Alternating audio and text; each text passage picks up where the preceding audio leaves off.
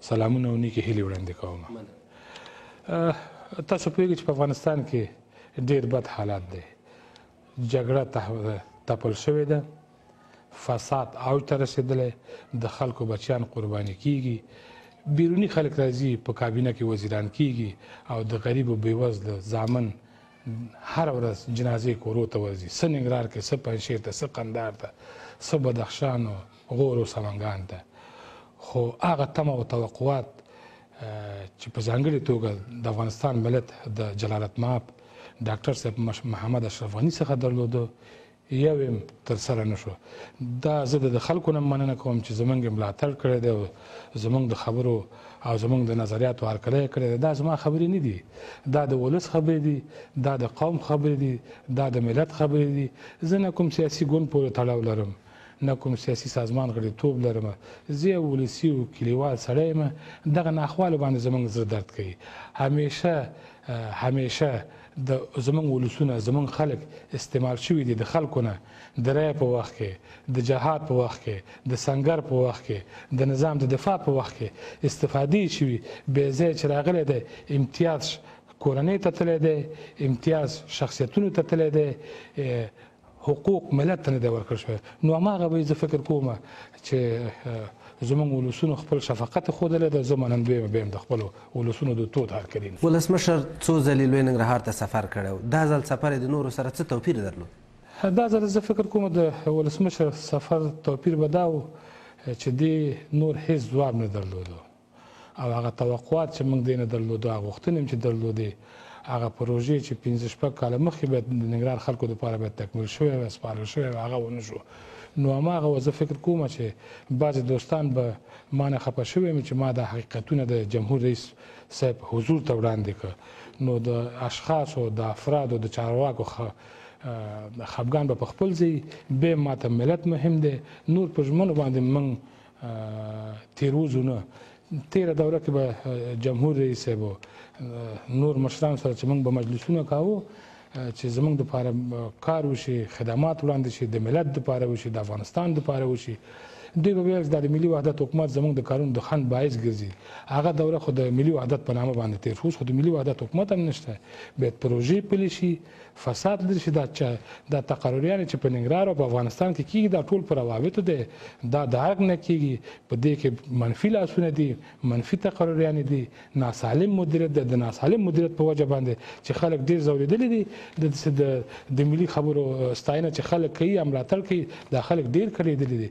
حکومت په ټولو کارونو کې تر ننه پاتې راغلی دی او د دې او د ننګرهار خلکو دپاره چې موږ په دوه دورو ټاکنو کې خپل ملي مسؤلیت ادا کړی دی.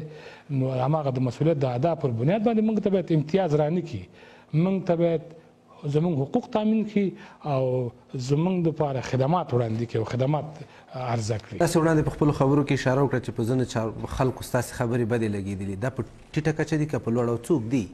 بس په لوړه کچه به یو چارواکي دي. د هغوی شتون د ننګرهار لپاره څومره ګټور دی؟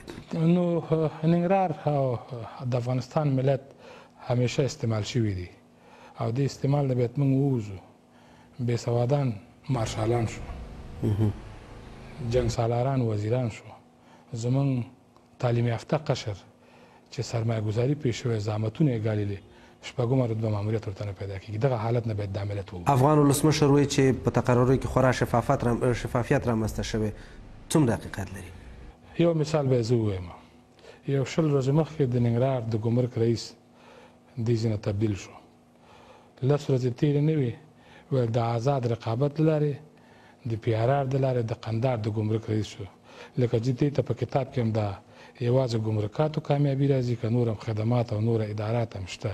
یو بل مثال هم چې زه ووایم، یو څوک دی دلته د پرویز علي شنګي په نامه، یو څو کاله وړاندې دی د جلال آباد ښار د اوبو رسولو د شرکت مشر شو.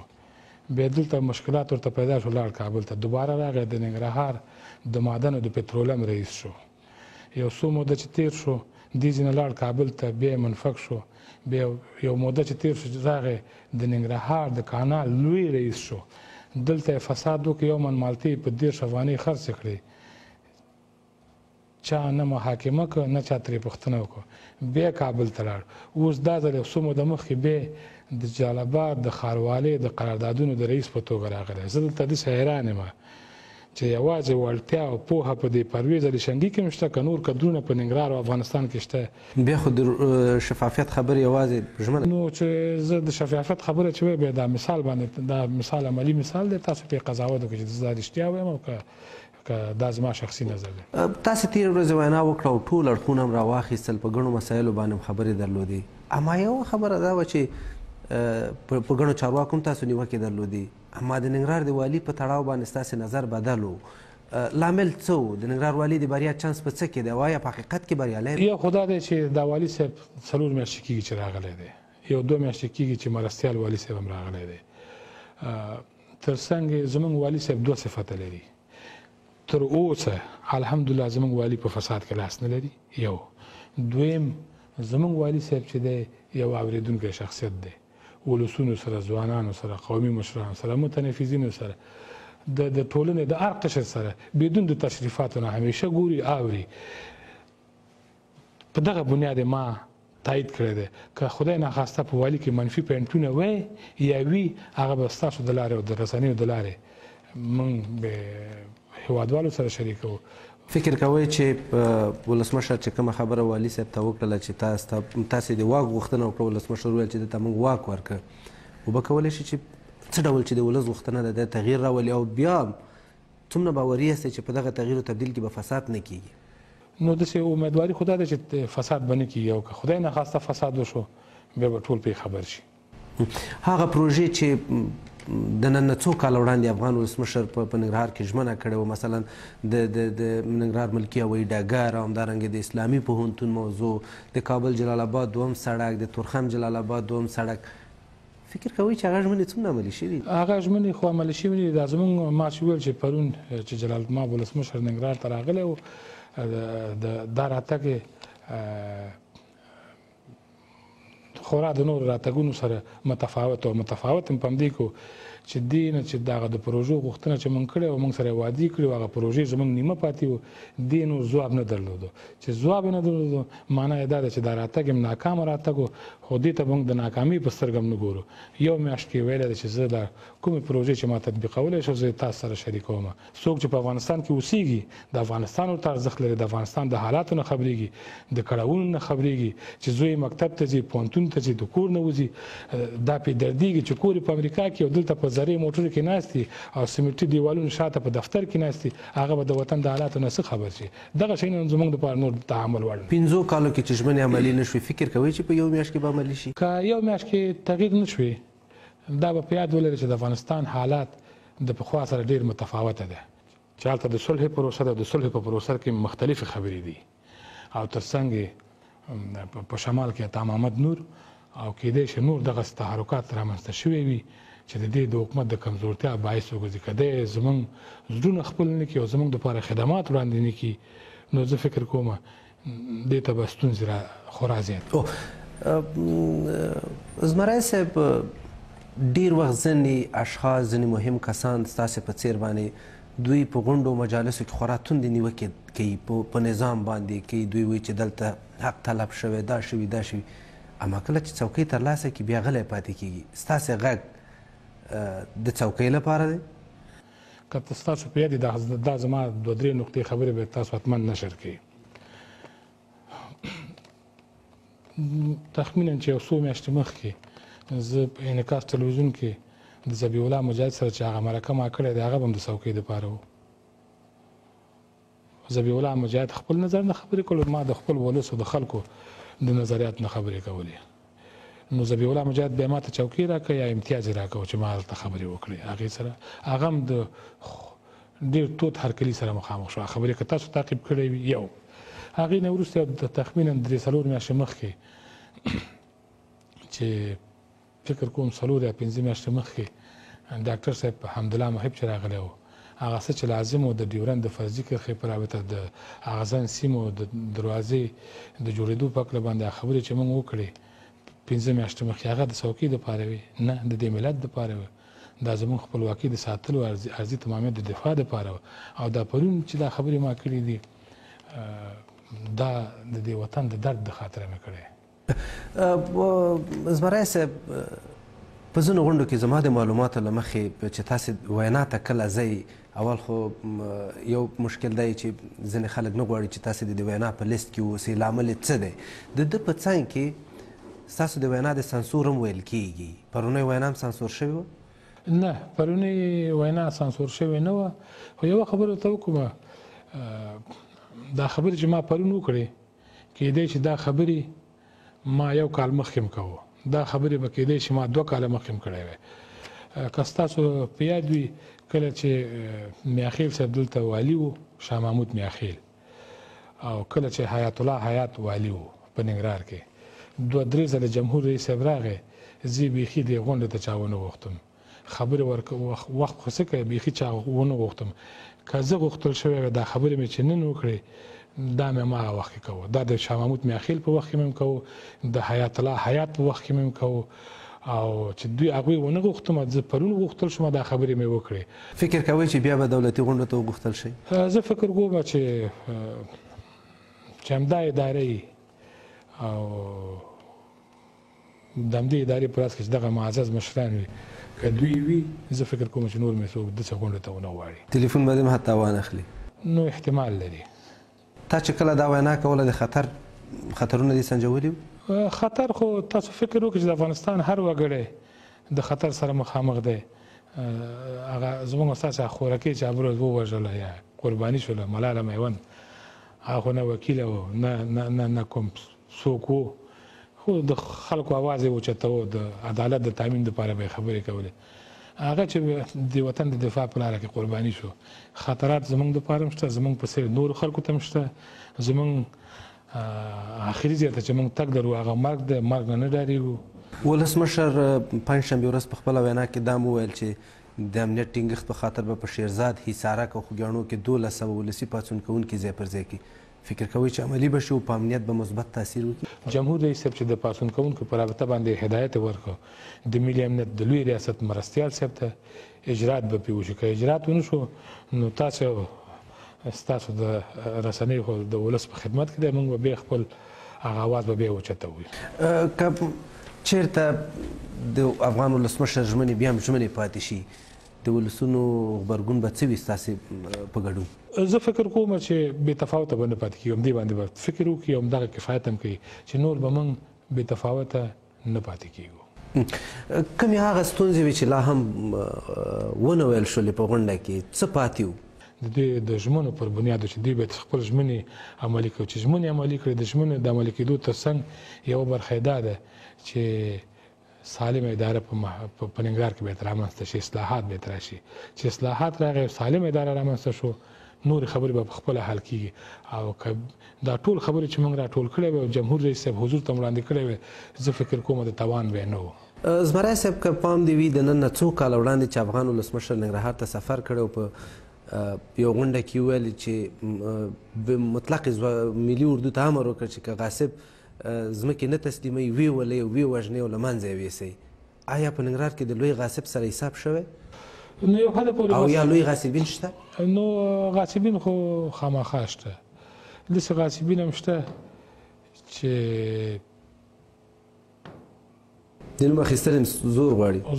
زور نه پسې زور غواړي. داسې غاصبین شته چې تاسې عاجز هستئ؟ نه عاجز نه یم، چې په سلهاو او په زرهاو جریبه ځمکه یې غصب کړې. داسې غاصبین هم شته.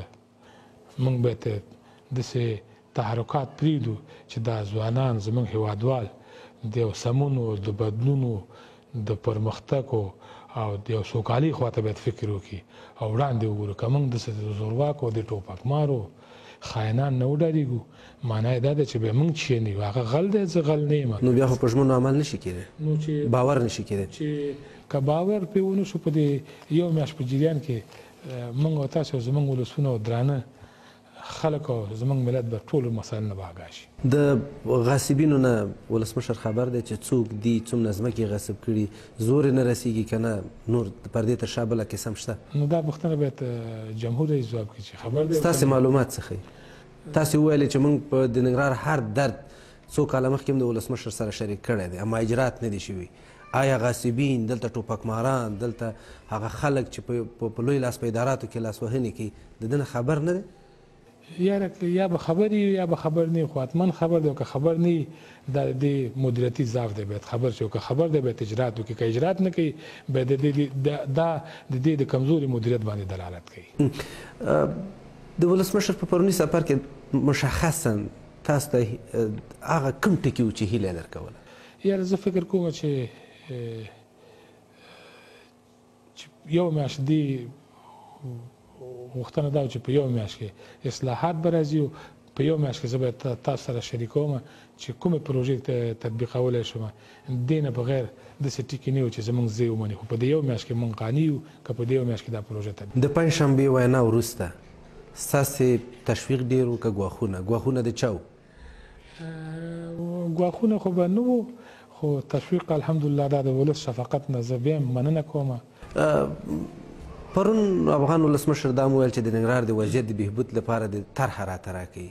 تاسې من حیث د هغه وخت چې د ولس استازي مو یو څو ځل د طرحو موضوعات سره شریک شوي، تاسې مرکزي حکومت ته د ننګرهار د بهبود او د ستونزو د حل لپاره څو ځلې طرحې ورکړي او هغه څومره عملي شوي؟ د کامیابي یو راز په تیښته کې دی او د اوسني حکومت یو راز د خلکو د غولونې لپاره د طرحې خبرې دي. طرحه راکړي، طرحه وړاندې کړي، طرحه نه لري، طرحې وړاندې شوي دي، غوښتنې وړاندې شوي دي، دا چې اجرات پرې نه دی شوی دا به جمهور رئیس پرون به یې ځواب کړی وی. دا چې بیا د طرحې خبره کوي نو دې ته به موږ بیا هم سترګې په لارو. طرحې ورته وړاندې شوي دي په تېر حکومت کې په وړاندې کلونو کې، دا چې دوی عملي کړي نه دي دا د جمهور رئیس صاحب او د دې د کابینې د معززو وزیر صاحبانو پورې اړه لري، د دې د مدیریت او رهبریت پورې اړه لري چې ولې دا طرحه نه دي تطبیق شوې. طرحې ورته وړاندې تللي، خو دا د خلکو د اسانو د ارامولو لپاره د طرحې خبرې کېږي. طرحه مرحه کې هېڅ مشکل نشته، ټول شی نه. ډېر اسناد ما د جلالتمآب ولسمشر میز ته ما په خپل امکاناتو باندې رسولی دی. وکیل صاحب که تاسې په جریان کې یاستئ، څو کاله وړاندې افغان ولسمشر چې کله ننګرهار ته سفر درلود، تاسې په هغه غونډه کې وایي زه ومه چې ولسمشر ننګرهار له داعش پاک اعلان کړ، ویل چې نور په ننګرهار کې داعش نشته دی. اما اوس هم موږ د داعش ریپورټونه لرو. ستاسې معلومات څه ښیي چې د داعش او طالب وضعیت اوس په ننګرهار کې په کوم حد کې دی؟ ګوره زه تاته یو خبره وکړم، د داعش او د طالب کمزوري کېدل، سیمې جغرافیا تصفیه کېدل، د بټي کوټو کوټو اچینو نازیانو سپینغرو دیبالاو پچیراګامو خوږیاڼي شهزاده پورې دا د دې ولس او د دې ملت په ملاتړ باندې شوی دی. چې دا د ولس او د ملت ملاتړ نه وی دوی هیڅ شی نشو کولی. ولس د خپل د وینې په بدله کې زموږ ټول ځوانان اوږه په اوږه د خپل قواو سره د خپل امنیتي کشفي او دفاعي ځواکونو سره د داعش او د طالب په ځپلو کې کار کړی دی. دا د حکومت برکت نه دی، دا د دې ولس برکت دی. فکر نه کوئ چې د نه ارزښت له امله به بیا امنیتي ننګونې زیاتې شي؟ ګوره که حکومت څو کارونه وکړي په خپل دا موجوده ستراتیژي یا پالیسي چې دوی لري دوی کې باید تغییرات راوړي. که تغییرات رانهولي دوی به د زوال سره مخامخ کیږي. تغییرات په دې بنا باندې ګوره امریکایان، پاکستانیان، ایرانیان، روسان او نور هیوادونه د افغانستان په قضیه کې مستقیم او غیر مستقیما مداخلې لري، استخباراتي کړي دلته کار کوي. دا د صلح پروسه یو معما ده، یو بانه ده او روانه ده. موږ خو ورته سترګې په لارې یو. دا یوه برخه دا ده. دویمه برخه دا ده چې په داخل د نظام کې هماغه خلک چې وزیران دي، صاحبان دي، یو څوک دي چې خپله په کابینه کې دی، یا ورور دی، یا فامیل دی، هماغه په حکومت کې هم دی، بیا د حکومت اپوزیسیون هم دی د خپل د ګټو دپاره. یعنې په داخل د نظام کې واحد نظر، واحد استراتیژي او غښتلی هماهنګي وجود نه لري. بیا نو دا سفرونه، دا ژمنې، دا بیا ناهیلي کوونکي دي؟ نه، ناهیلي کېږو به نه. تر هغه لحظې پورې چې زموږ ساه موځي موږ باید ناهیلي کېږو به نه. خدای هغه آباد دی منفي آباد دا دی او مثبت آباد دا دی منفي نه باید موږ ووځو مثبت ته راشو د مثبت دپاره باید کار وکړو خپل اراده غښتلی کړو خپل اراده قوي کړو د کار دپاره او د ناسالمو کړنو په مقابل کې باید جدي ګامونه واخلو. که چېرته له تا غوښتنه وشي چې ذبیح الله زمری دې چېرته په دنده شي خو نور د خبرې په مطبوعاتو کې نه کوي تاسې به د ولس ستونزو ته لومړیتوب ورکوئ که دندې ته؟ ولس زما دپاره د ټولو نه معتبر دی همدا ولس دی چې زه یم که ولس نه نو زه چې یم نه یم. په کومو برخو کې لا هم هغه نیمګړتیاوې شته دی تشې شته دی چې باید ستاسې په ټکو ډېر جدي اقدامات او ژر وشي که چېرته ونه شي بیا غبرګون څه دی؟ نو په لومړي قدمه کې د خلکو په ځانګړې توګه باندې د ننګرهار د مدني فعالانو قومي مشرانو متنفذینو سیاسیونو تاجرانو ډاکټر صاحبانو هغه خلک چې په دې ننګرهار کې ژوند کوي او مطرح خلک دي د هغوی د امنیت د خوندیتوب دپاره په کل کې بیا هم د ټول ننګرهار د امنیت د خوندیتوب دپاره باید جدي او اوچت ګامونه واخیستل شي او د کشفي او دفاعي او امنیتي قواو سره زموږ ولسونه باید همکاري وکړي او زه د خپل کشفي ارګان او خپل د ملي امنیت د ادارې نه زه خوښ هم یم. زمری صاحب واقعا مرکب په زړه پورې و په ډېرو برخو موږ او تاسو سره خبرې وکړې ولسمشر وویل چې دا مطلق د اصلاحاتو ملاتړی دی څه ډول اصلاحات په ننګرهار کې اړین دي چې باید وشي او فکر کوئ چې دلته شته مافیا دلته شته زورواکي د دوی سره مقابله به د ولایتي ادارې په وس کې او آیا په حقیقت کې به ولسمشر ملاتړ وکړي؟ حکومت په هر حالت کې حکومت دی په هر حالت کې حکومت دی که حکومت قاطع اراده وکړي ټول شی نه اصلاح کېږي قاطعیت نشته. یو د ادارې د اصلاح په برخه کې پاک خلک سالم خلک وطن دوست خلک په وطن مین خلک ژمن خلک چې د فساد نه لرې دي کورنۍ او اشخاص او افرادو پورې اړه ونه لري دا په دنده وګمارل شي او ملاتړ وشي خپل اصلاحات راځي. کله تاسې غوښتنه وشي چې په ننګرهار کې مفسدین زورواکي دا ورته په نښه کوي همکاري کوئ د حکومت سره؟ همکاري به په پټ هم نه کوو په ښکاره او د رسنیو په مخ کې به یې کوو. پرون افغان ولسمشر چې دلته راغلی او نور مشران هم ورسره وو هغوی وویل چې مثلا دوی د اصلاحاتو دپاره کار کوي او دوی کاملا آماده دي. په مجموع کې غواړم چې لیدونکي پوه شي چې د پروني سفر نچوړ څه و د ننګرهار یا د لوی ننګرهار د ولسونو دپاره د تسکین ټکی پکې څه و؟ ملت دپاره که حکومت دپاره؟ ملت دپاره د تسکین ټکي زه فکر کوم هماغه چې ما د جمهور رئیس صاحب په حضور ته وړاندې کړه خو د حکومت دپاره دا سفر به د خفګان نه ډک او بې نتیجې سفر و چې جمهور رئیس صاحب راغی او نتیجه یې هېڅ ونه لیدل شو. حتی خلک تاسو من حیث د یو خبریال یو ژورنالیست یو ننګرهاری د یو ځوان په توګه تاسو د جمهور رئیس صاحب د خبرو نه څه واخیسته؟ هېڅ. تاسو یو څه په لیکلې بڼه ولسمشر ته وویل چې درکوم هغې کې څه و؟ هغه په لیکلې بڼه مې چې ورکړه ستاسو حضور کې هغه کوم عریضه نه و هغه په ننګرهار کې د اوبو د کنټرول مدیریت چې دی د هغې د خوا نه چې په ننګرهار کې بندونه او سربندونه په دې 22 ولسوالیو کې چې اړتیا ده چې باید جوړ شي سروې شوي وو او اساسي بندونه هم پکې وو هغه د جمهور رئیس حضور ته موږ تقدیم کړ چې دغه باندې چې اجرات وکړي هم زموږ قناعت حاصل کړي. دوی د ښوونځیو پرانیستې ته راغلي وو په حقیقت کې د ننګرهار د معارف وضعیت څنګه دی؟ په دې ریاست کې فساد تر کومه حده دی؟ تاسې معلومات لرئ؟ بلکل یې لرو. ما ستاسو په مخ کې مې پرون هم ویلې چې په ننګرهار کې د ننګرهار په معارف کې ډېر ستونزې دي فساد شته مکاتب تعمیر نه لري معلمین نشته. دا منئ چې د معارف په چوکاټ کې د وسلوالو کسان هم لا شته د ښوونکو په لیست دغه کې؟ نو خامخا زه تاته وایم چې چوکیداري مې یو زورواکی خپل یو کس چوکیداري کې مقرروي هغه چوکیداري مو ته باندې څوک پیژني. نو بیا خو د زورواکۍ د ختمېدو شعار تر قیامته پورې چې دا خلکو دین اوس یو ماما جوړه کړې ده زما پلار دا و زما نیکه دا و زه فلاني خان یم زه دې تنظیم کې وم زه دې تنظیم کې یم او وکالت هم دوی ونیسي ولایت هم دوی ونیسي سیاست هم دوی ونیسي.